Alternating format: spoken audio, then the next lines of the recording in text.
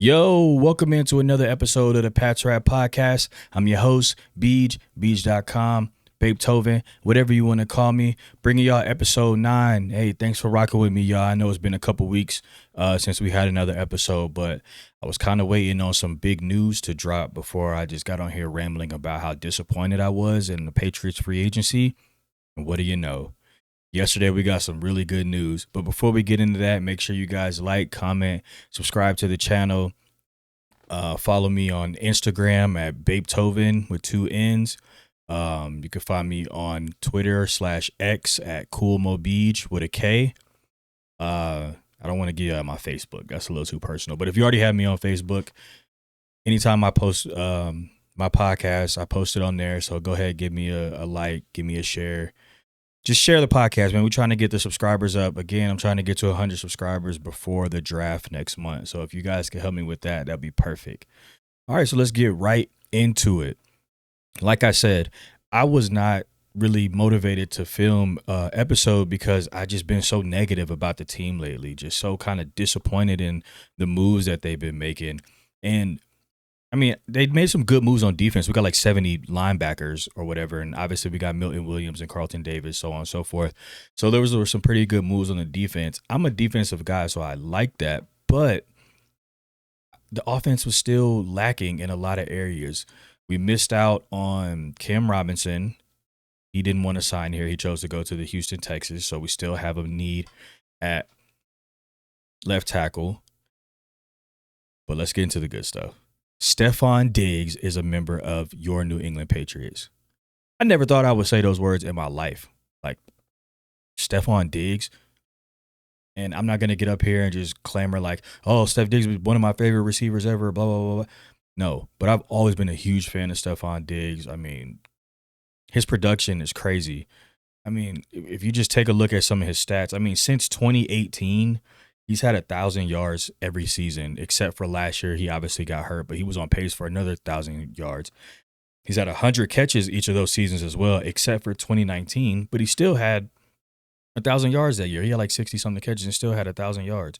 So he's a walking 100-catch, 1,000-yard guy, something that the Patriots haven't had in so long. I mean, I keep hearing Patriots media talk about since Julian Edelman.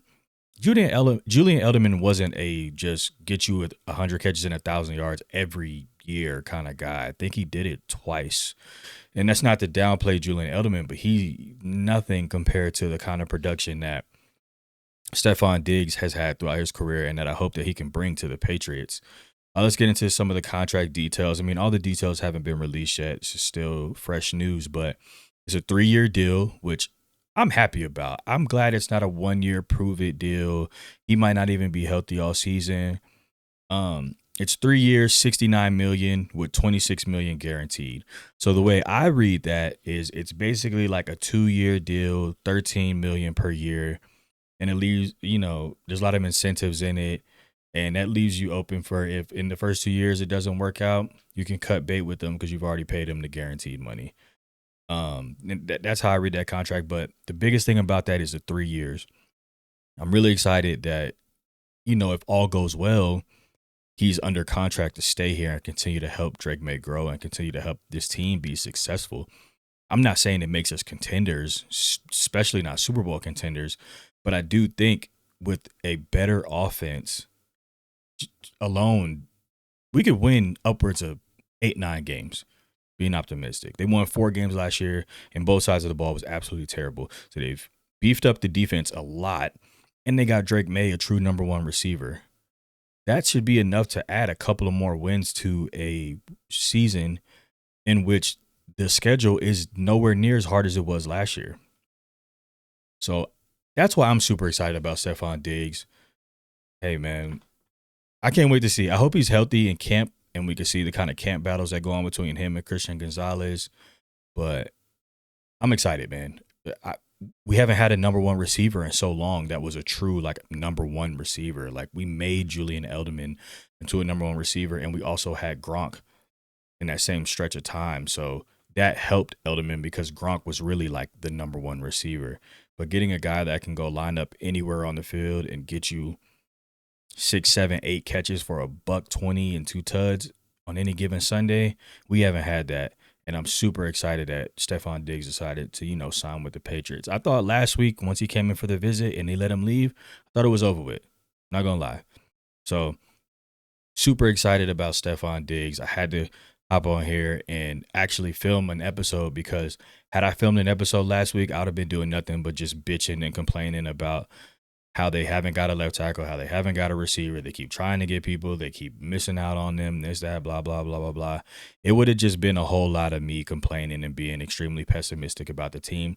And I don't really want to bring that kind of content to this channel. I want to try to keep things relatively positive, but realistic at the same time. And that's what I try to do on this pod. So I decided to just wait. And if some big news broke, then I was going to get on. If not, I probably was going to wait till a little bit closer to the draft to give some draft preview.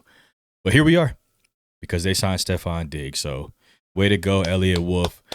Way to go, Mike Vrabel, Ryan Cowden, all those in the front office. Way to go for bringing in a number one receiver. Finally. I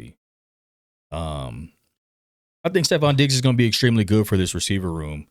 I think it goes without saying they're going to see how hard he works, how many targets he's getting per game. All those things are going to make them want to step their game up because they're going to want to be involved and be able to put out the same output that he is because he's a pro's pro when it comes to football. He's a football junkie. He's always posting workout videos. He's in the gym. He's always working on his route running. He's a route running technician, and we don't have any of those on our team right now. So if he can help those guys get in the lab and really solidify their route running and all those kind of things, they could completely turn this wide receiver room around, especially for a guy like Jalen Polk and even Javon Baker. Those young guys get to be around somebody like Steph Diggs, who really takes the game serious and is talented as well, but takes the game, works hard. I think that could do a lot for this wide receiver room.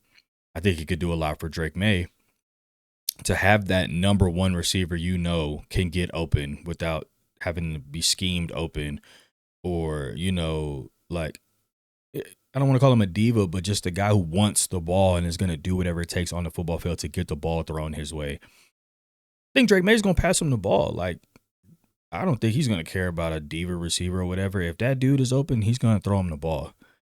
So I think it's going to be good for the growth and development of Drake Maye as well as that wide receiver room. But won't spend too much more time on Steph Diggs. I mean, I'm excited. When the news first broke, I'll admit I wasn't like clamoring about it. I was kind of like, okay, they finally did something. I immediately thought about the injury. I immediately thought about how, hey, these kind of guys come to New England on the tail end of their career and are bums. But I slept on it, and when I woke up this morning, I decided to be happy and excited about Stefon Diggs being a member of the New England Patriots. And if we're getting about halfway through the season and he's doing good, you better believe I'm copping a jersey. I don't know what number he's going to get yet. Hopefully he takes one from Jalen Polk because you haven't earned that. But I don't know if we have a number 14 currently. I don't think we do. I think Jacoby Brissett had wore 14 in camp before he switched to 7. So if he wants 14 again, he can have that. Doesn't matter. But just believe I'm copping a jersey. If all is going well, he's back from injury and he's balling out, I'm copping a jersey. I don't care. Even if he leaves after the next year, hey, at least I'll be able to say I got the Stefon Diggs Patriots jersey. It's kind of like the Cam Newton jersey that I got. I should wear that one of these episodes. But yeah. On to the next thing. Let's talk about some other kind of Patriots related news. Will Campbell, LSU Pro Day. I don't really care about a lineman's pro day per se. There was just a couple of, or one main key factor that meant anything as far as his pro day went, and that was his arm length measurement. So at the combine, he measured in at under 33. It was like 32 and 5/8. I want to say was his measurement. Well, today at his pro day, he measured in at exactly 33-inch arms. So what does that mean for the Patriots? If they believe that measurement to be true and that his arms are closer to 33 than they are not, then that might entice them to just go ahead and take him at 4.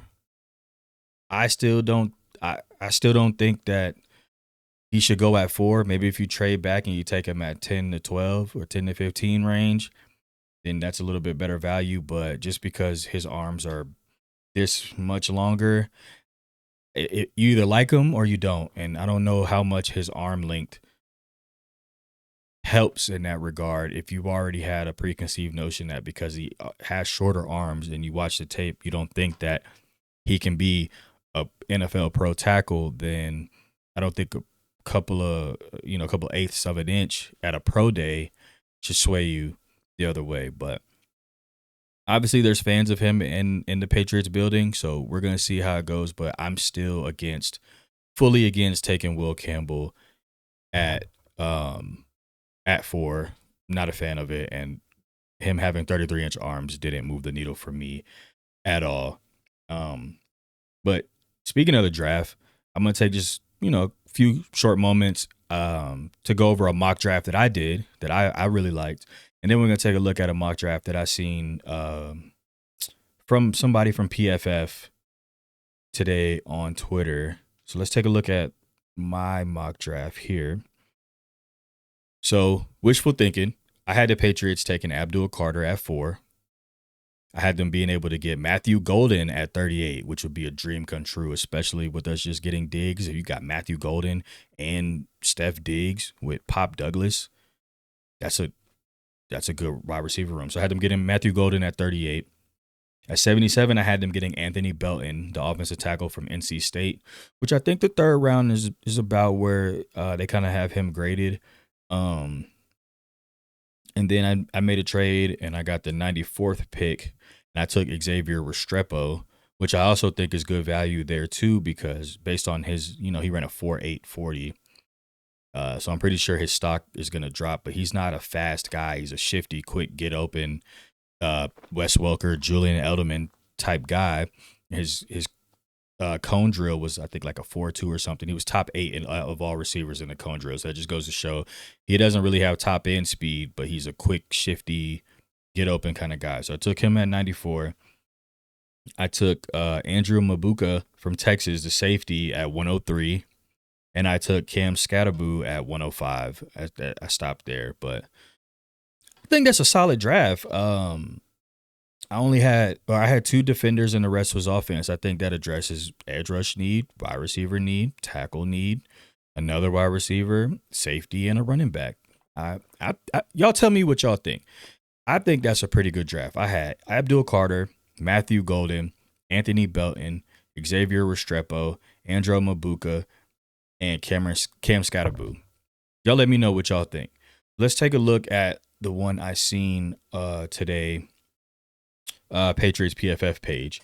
So the Patriots traded the number 4 pick with the Bears and received pick 10. So they pick swap 4 to 10, second round pick 41, and a third round pick 72. And the Bears received obviously the number 4 pick and round 4 108. So they ended up at number 10 taking tackle Armand Membu from Missouri, who's a right tackle. I would assume that they're going to try to flip him to the left side. I wouldn't be too mad at that. I mean, he had a freakish athletic profile for a tackle. So if you're able to switch him to the left side and he's your left tackle for the next 10 years, then that is a steal. It took Omarion Hampton, Drake Maye's old running back from North Carolina, at 38. If he's still there at 38, I think you take him. Hey, I'm not mad at that. And then with the pick they acquired from the Bears, 41, they got Jaden Higgins. Anybody who knows me knows I'm a huge Jaden Higgins fan as of the last couple months. Didn't watch none of them in college, but as the last couple months, huge fan. I've been watching a lot of his highlights and some of his tape. I think he's that good prototypical X receiver that you can get in the second, third round and, help develop him into, a star receiver, not a first round X that has, the weight of the team on his back, but a third, fourth round guy or second, third, fourth round guy that can sit in the background and kind of develop behind the veterans.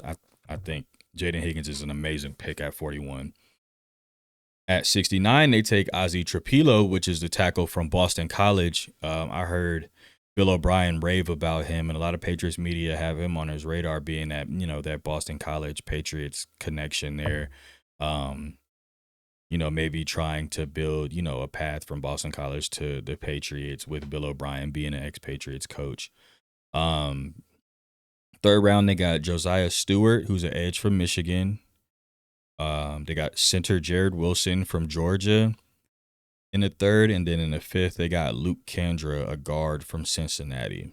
Their overall draft grade was an A, so I wouldn't be mad at none of this. I mean, it basically addresses all of the needs that the team has currently. So just wanted to go over a couple of those mock drafts. You guys let me know how that mock draft lined up against the one that I did. Tell me which one you felt like was better. Drop those comments. Let me know which one you felt like was better. So yeah, I mean, that's kind of all that I got. Not a very long episode today. I just had to get on here and just express my excitement for Stefon Diggs. Talk about Will Campbell's pro day, do a little mock draft. Let's get into Music Minute. All right. Keep it short and sweet, though. Playboi Carti's album, I Am Music. Fire. Absolute fire. 30 songs. I usually hate a 30-song album. Man, about 26 of these songs go crazy. Like, I ain't gonna lie. And I'm not the hugest Playboi Carti fan, but these are some great songs, man. I ain't gonna lie. He put together a really solid project. I didn't think he was really gonna drop it, but he did. And hey, it's a A project in my book. I'm gonna say, here's some of my favorite songs. So Crush with him and Travis Scott. Obviously Evil Jordan. I mean, that's been for about a year now. Philly, Rather Lie, Charge Them Hoes a Fee, Good Credit, Wake Up Filthy, Twin Trim, Like Wheezy, Overly, Olympian. So I'm naming mad songs. So that's just how you know that this is a, extremely solid project from a guy like Playboi Carti. So that's my Music Minute for today. Shout out Playboi Carti. I'm also hearing he had Kendrick on the album like 4 times, and I'm also hearing rumblings that Kendrick plans to drop again. So I don't know if you guys are getting Kendrick fatigue. I fuck with Kendrick, so I ain't mad at as much music as he want to drop, man. This is exciting. A lot of people always complain about him, disappearing, not being, dropping music or being, around. They always say, oh, he dropped album and disappeared for 5 years. So if he decides to drop again, I don't care if it's dissing Drake or none of that. If he just decides to give us more music, within a year or two span, it's going to be awesome. So that's my Music Minute. Thank you guys for tuning in to this short episode, man. Stefon Diggs is a New England Patriot. Hopefully he's healthy by camp, man. It's going to be great. I'm finally excited for the season. I can't wait to see what they do in the draft. Let's try to keep things optimistic around here. And yeah, PATRIOT Podcast, man. I'm your host, Beej, Beej.com, Beethoven, whatever you want to call me, signing off.